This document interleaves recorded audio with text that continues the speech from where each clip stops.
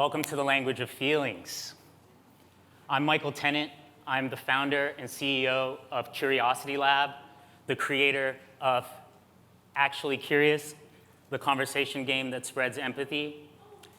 And we are an organization that's committed to making empathy easy to learn and teach. We do that through consumer products. We do that through learning and development experiences like the one that we're about to engage in. So, sneak peek, it's going to be an interactive experience. We do that through content, like my book, The Power of Empathy, that'll be out this October on Chronicle Books. And we do that through tech. Right now, you can go to valuesexercise.com, and within 20 minutes, you will walk away with your core values and your purpose statement. Now, my road to getting here was a road of learning how to deal with emotions. In 2019, just before the pandemic, I tragically lost 2 of my older brothers within 3 months of one another. With that first loss, I learned that I've been going through my whole life to 36 years old without really knowing how to witness the emotions that I was experiencing, and even worse, how to endure them, how to cope and move through to a place of resolution. I had to figure that out when I lost my brother, Chris. The weekend I lost him, I actually clinged back to the toxic coping mechanisms that had sustained me through my 20s and 30s in New York City. And that weekend, I hit my emotional rock bottom. I realized that if I'd continued down that path, I might be joining him sooner than I thought. Luckily, I had years of going to therapy and introducing that into my life. I had about 3 years of men's emotional leadership work where I meet weekly with a group of men. Actually, one of them's in this room here today, which warms me so much. A group of men where I learned how to connect with my emotions, how to endure my emotions, how to speak about them, and how to move through. Around that loss, I had to put together a paradigm that made sense for me to heal through. It started with first acknowledging the emotions in my body and gaining greater facility at recognizing and finding ways to stay with it. I turned to meditation, which I'd been doing for years, but I made it a regimen. That values statement and purpose statement that I mentioned, every morning, to this day, 3 years in, I write that purpose statement at the top of my journal. I check in with my body, and I make an assessment of where I need to focus my time, my energy that day. And then I combined it with motion, especially when it had to do with the more difficult emotions of fear and anger and sadness that were coming up on the daily basis. I learned to turn to yoga or turn to a long run as a way of processing that emotion, letting it dissipate a bit, and being able to actually return to my life in a grounded way. So fast forward to the pandemic, when our whole worlds globally were upended. I was able to remain grounded and almost cataloging that process that I took to heal from those 2 losses. Those turned into what I now call the 5 phases of empathy. The first phase is the language of feelings. By looking inward, sensing those emotions, gaining information from them, I was able to pour into my purpose, using the purpose as a lens through which to process what should I be doing next. As I wrote about this work, I wrote about somatic experiencing. I felt perhaps I was a vessel that could communicate this complicated concept to people who look like me. Skills that I didn't learn until my mid-30s, I wanted to make sure that I could get them into the hands of young black and brown boys and girls across the country. On the night of the death of George Floyd, I wrote an essay. I hadn't known what had happened to this man. I wrote an essay after experiencing the feeling of shock in my body after seeing a God Bless Our President sticker in the drive-thru of a Starbucks in Florida. And when I realized that my body had gone into a shock state and sort of breathed into that, I started to sob. Because I realized that I had experienced was the result of driving around the country, seeing signs. Any moment I saw a cop in my rearview mirror, my body went into that same shock. The same shock I was feeling from a sticker. Something that would be, for the majority of this room, not even noticeable. So I wrote about that experience that night. The experience of going through life, experiencing shocks, not knowing how to notice them, how to label them, and what to do next.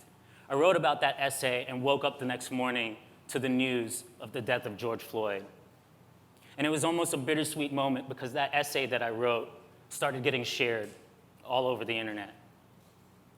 And a month later, my world started to turn around. At that moment, I was living in living in Florida.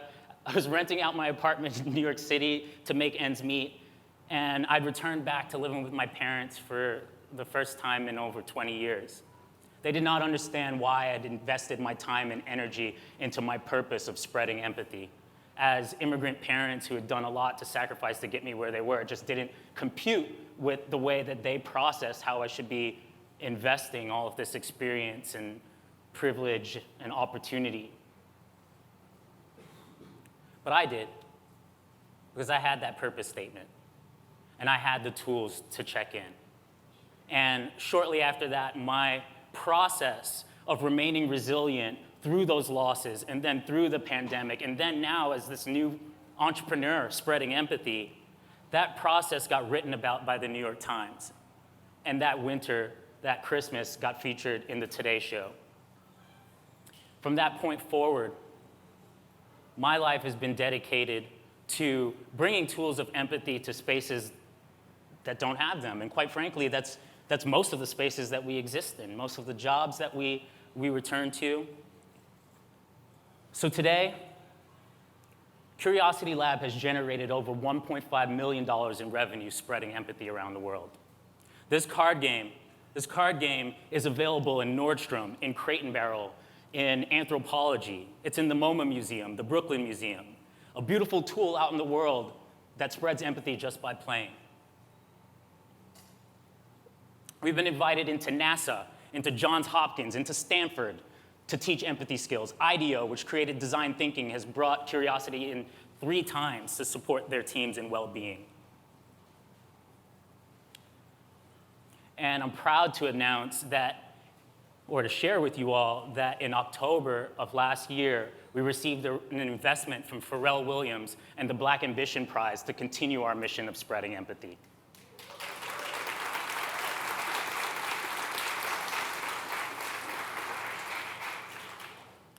And funnily enough, that whole process started. Y'all may not see this up here, but I'm an introvert with social anxiety. And I came to South by last year for the first time. I went to the Inc. Founder House, and I awkwardly went up to the CEO of Black Ambition. She told me about that prize. That night, I checked in with my emotions. At 1 o'clock in the morning, I submitted my application. And a year later, Pharrell Williams on my cap table.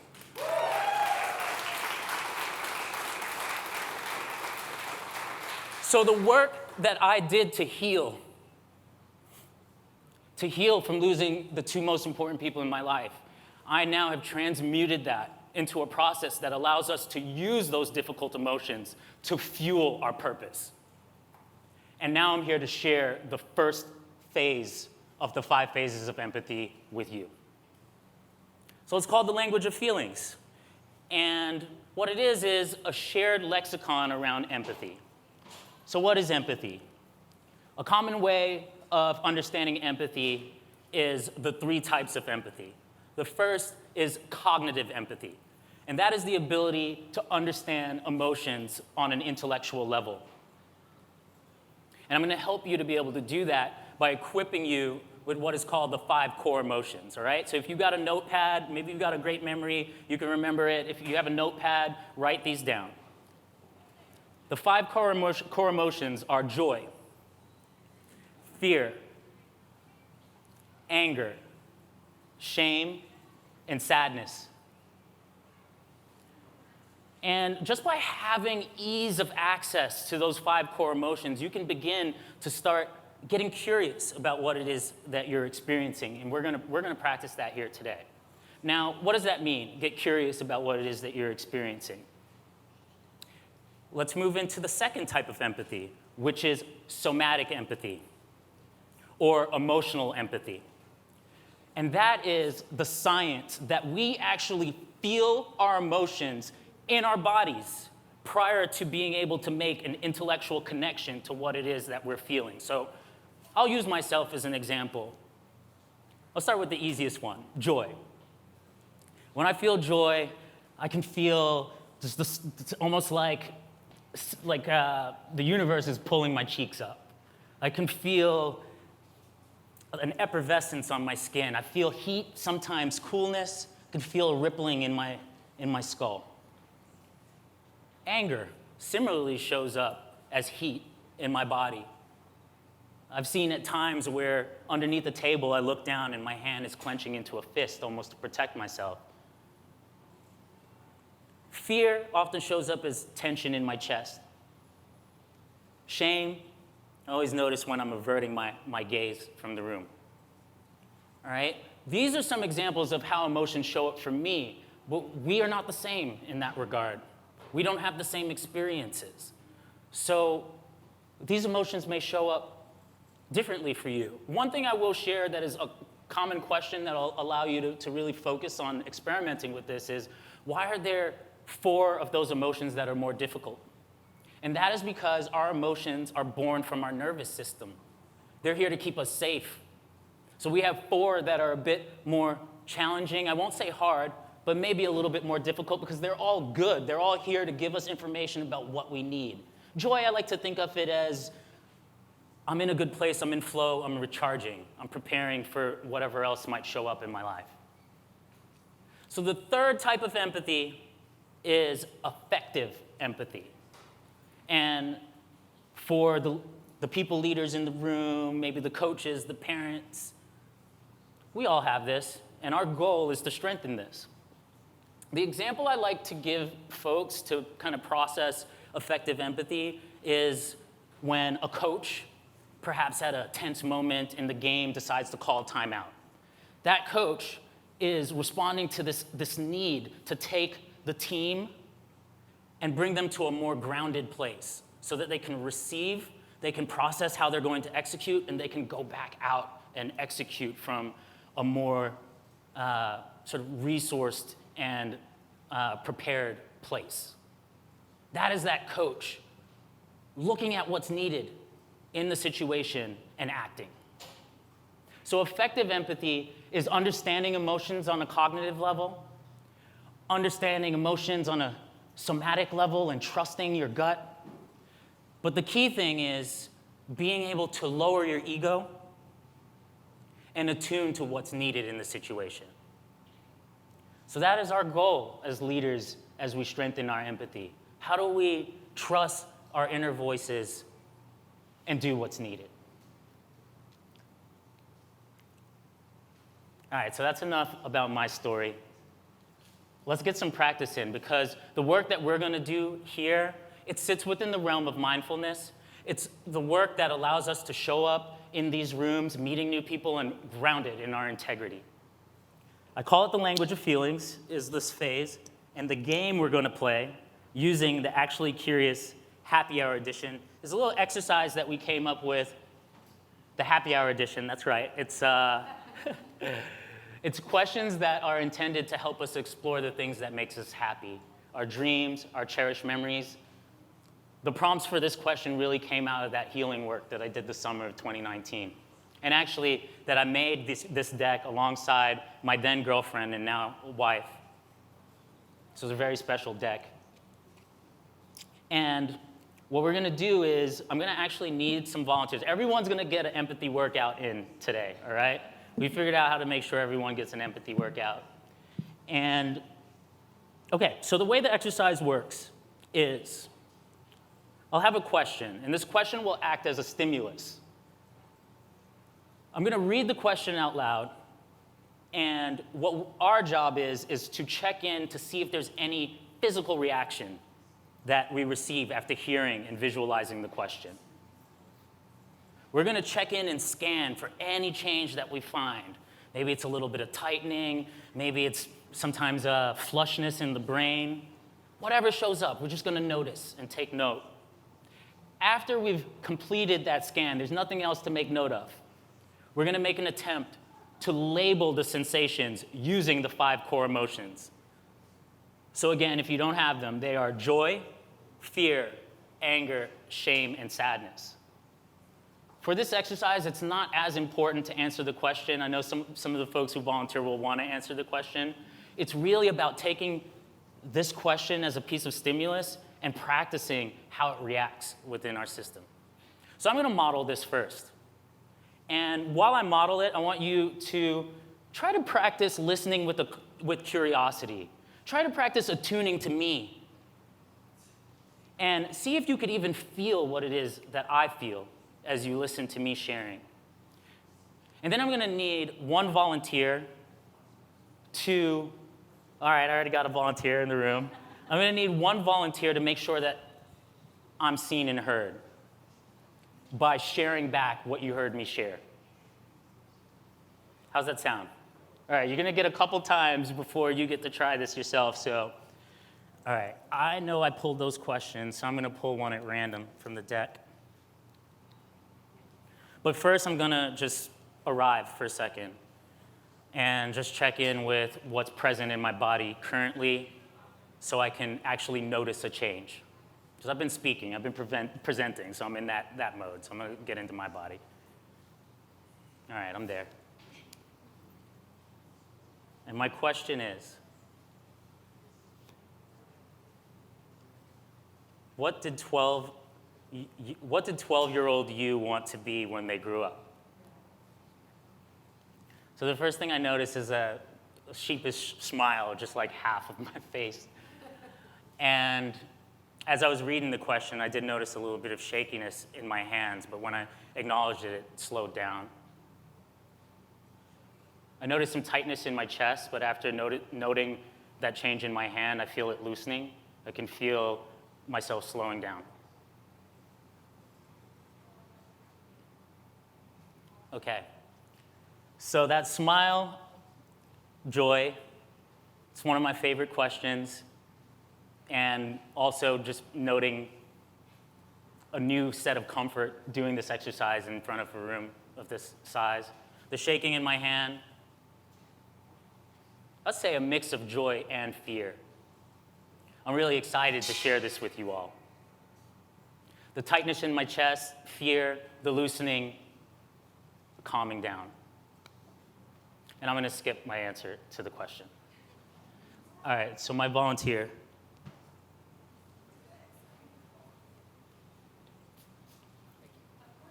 What did you hear? And what did you see? I was visualing my own 12-year-old self. You have to mirror back what you heard me share and make sure that I feel seen and heard. Right. Yeah, so I noticed the trembling in your hand as you reached for the deck. I immediately noticed your smile. I connected that with you remembering a memory of yourself when you were 12 and maybe a hope or a dream that you had. And then, yes, like the mask in front of it. Yeah. Anything else?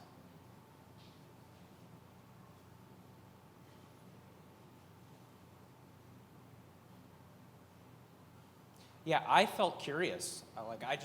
I actually want to know what the 12-year-old you wanted to do. All right, fine. So first of all, I feel very seen and heard. Thank you. And I do want to share that this is one of my men's group brothers. He's been by my side for 3 years and was very instrumental in my healing as well. So thank you. No, you're not done yet. Back up here. All right. So y'all will get one more chance to be in the observing seat. And actually, I'm going to need a volunteer to play Akash's role here, which is to make sure that, oh, okay, I got a volunteer already, perfect. So Akash, you're going to step into my role here. You can do it from there. Can they share the mic, or do you need another? They can hand the mic over afterwards. So I have 3 questions here, Akash. Yep. You'll get to pick your poison. Okay. And remember, your goal here is to first check in with what you feel physically, then connect them to the 5 core emotions. Yep. All right? So which of these 3, left, middle, or right, do you want to do? Right. You take right. Now, just a reminder to check in with what's present before you hear the question. And everyone else, you're going to listen in and try to see if you can almost practice that muscle of feeling what it is that Akash is sharing. Akash, your question is, one trait I'm proud to have inherited from my parents is blank, starting with the physical sensations first. Yeah, so I'm feeling a chill going down my head, down the side of my shoulders. I can feel the hair on my beard standing on end. I feel almost energy running down my spine. I'm feeling my back starting to sweat. And Yeah, what was that? yeah, I'm associating what these feelings are in terms of an emotion for me. Using the 5 core Yeah, emotions.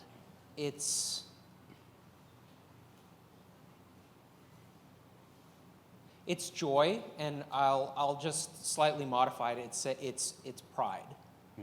So I felt like this balance between shame and joy, which was like, am I actually wanting to share this with people? Like, what am I proud of that my parents gave me? And I'm recognizing that sweat in my back, that's shame. Like, Yeah. will this be received or not? And then the rest of it is the pride, the joy, Yeah. and being grateful of what my parents gave me. Wonderful. So for starters, how many people by show of hands feel some resonance with what Akash just shared? That's wonderful. All right, my volunteer, you got to make sure Akash feels seen and heard in his share. What'd you notice? First, when you were talking about it, I definitely could attach it to joy and fear, especially the fear of like not knowing if you wanted to share it with everybody. And what happened physically? The tingling in his head, the sweat, the like, ooh, do I want this to come out or not? What is that thing? And trying to think about all the things that you are proud of, but also like you're not sure if anyone will understand it or resonate with it or connect with it. Akash, do you feel seen and heard? That encapsulates how I feel perfectly. Kelsey, do you want to be my next volunteer? Okay. So Akash, before you go, do you want to share what that thing is that you're proud of? Yeah, the first thing that came to mind for me was just the sense of duty that my parents gave to me, and that's something that I'm proud of.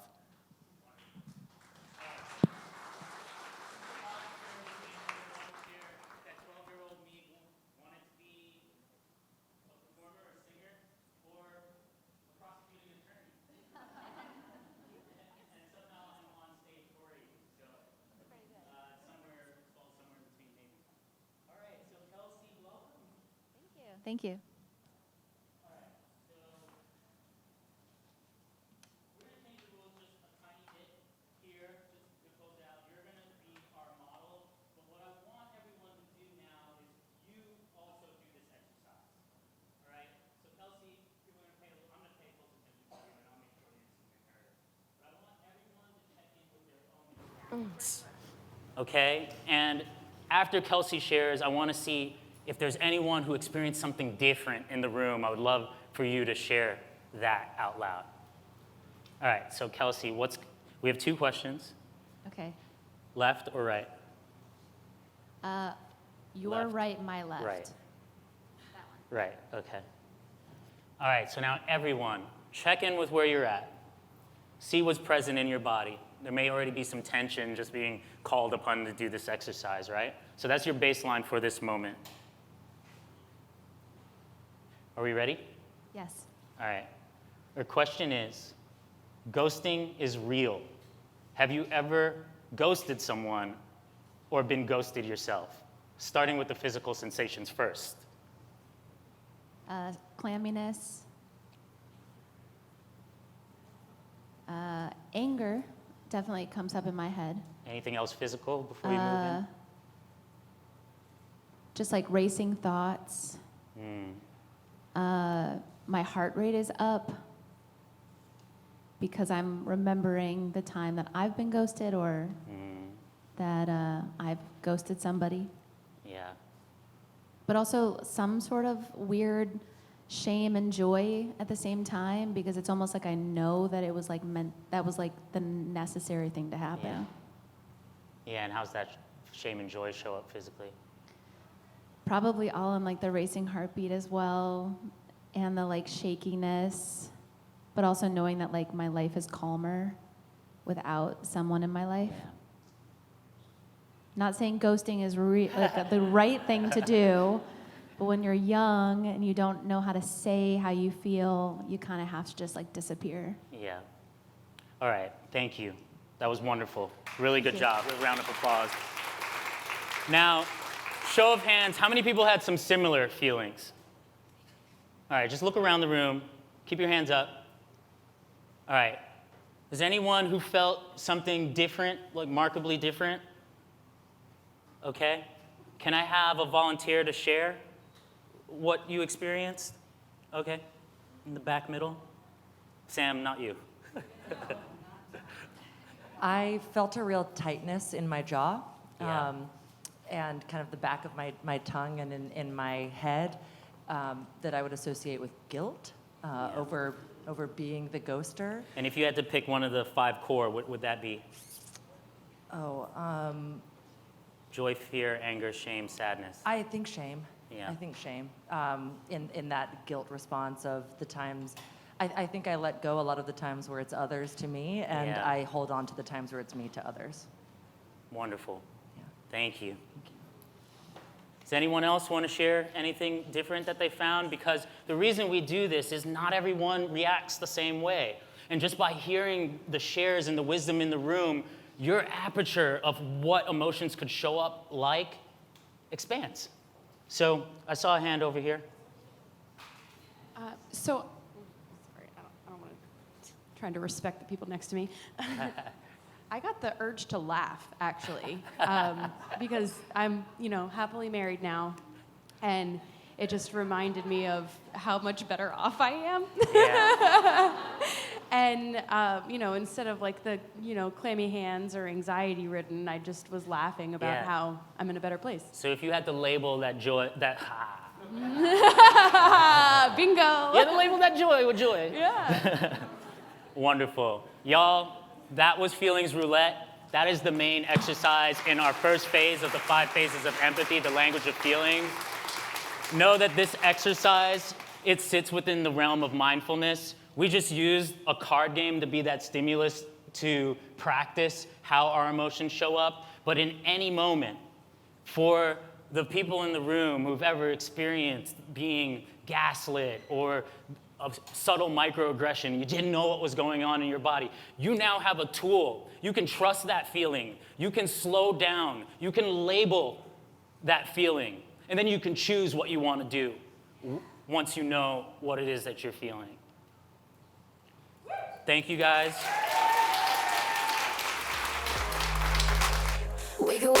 Curious. And definitely look out for my book, The Power of Empathy. And I have flyers over here if you're interested in learning more about it. Thank you.